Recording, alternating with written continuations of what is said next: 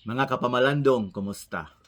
Ang atong pamalandong karon, atong gikutlo gikan sa sulat San Mateo kapitulo 7, bersikulo 7 ngadto sa 8. Pangayo og kamo hatagan, pangita og kamo makakaplag. Panuktok og ang pultahan, ablihan alang kaninyo. Kay ang mangayo hatagan ug ang mangita makakaplag ug ang manuktok ablihan.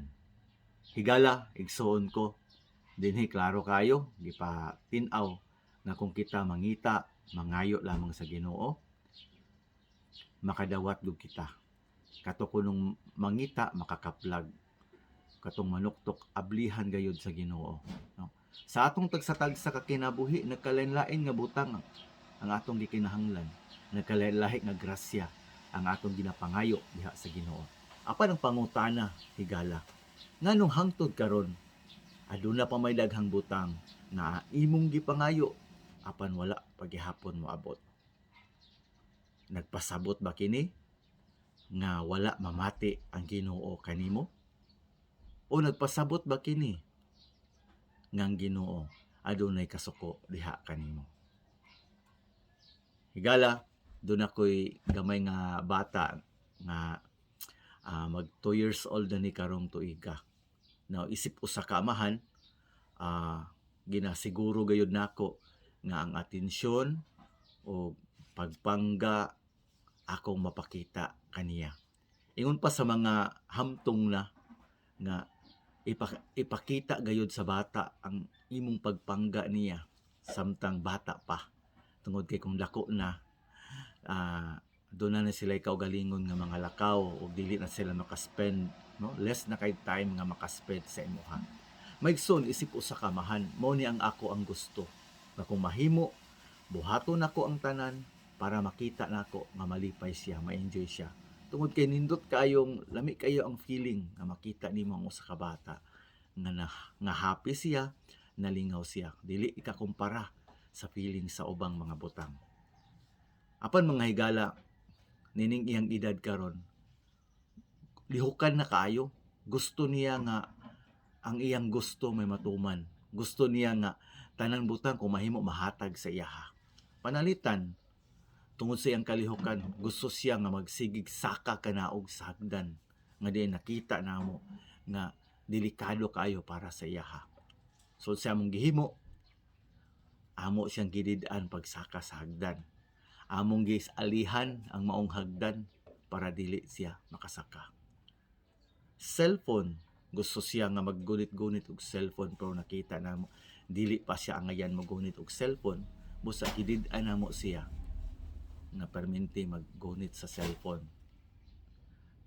Igsuon, pipila lang kini ka mga butang nga akong naobserbahan nga dunay mga butang sa atong kinabuhi nga gusto natong huptan dayon, apan tungod dunay mga higayon o sitwasyon sa atong kinabuhi nga dili pa nato kayang mohandle sa maong butang. Ang akong nakita igsuon nganong wala matubag ang atong pag-ampo, una, siguro ang butang nga atong gipangayo dili makaayo para sa ato.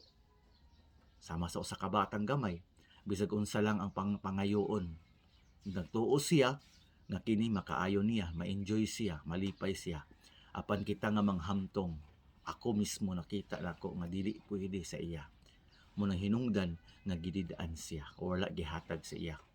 Ikaduha, mga higala, wala matubag ang atong pag-ampo tungod kay dili pa ta angayan aning maong nga mga grasya. Dili pa nato kayang i-handle kining maong nga grasya, kining maong nga blessings. Di ba ni mga higayon nga porsigido kay ta, kana bang aggressive kita mo, gustong kabuton ng usa ka butang, apan ang resulta dili din nato kaya og unsay mahitabo, masayang lang ang maong mga butang. Or usahay gani ang uban makadako gani kana bang epekto, no, sa ilang kinabuhi. Ang uban masakitan lang, ma-discourage lang, mawad-an sa paglaom. Og ikatulo, igsuon, nganong gidid-an kita sa pag-ampo, gidid-an nganong wala gihatag, no, ang butang nga atong giampo, usahay tungod sa atong belief, sa atong pagtuo. Dunay mga tao nga sigig ingon nga kanira ang ako wala ko nakadawat og grasya nga ngani kadako because mura ni para sa ako mura ni deserve para sa ako which is very wrong tungod kay ang Ginoo mohatag gayon sa mga butang nga nakita niya na makaayo sa ato higala. I hope nga natubag nako ang ato ang pagpamalandong ngano mga daghang mga butang hangtod karon wala gihatag sa Ginoo.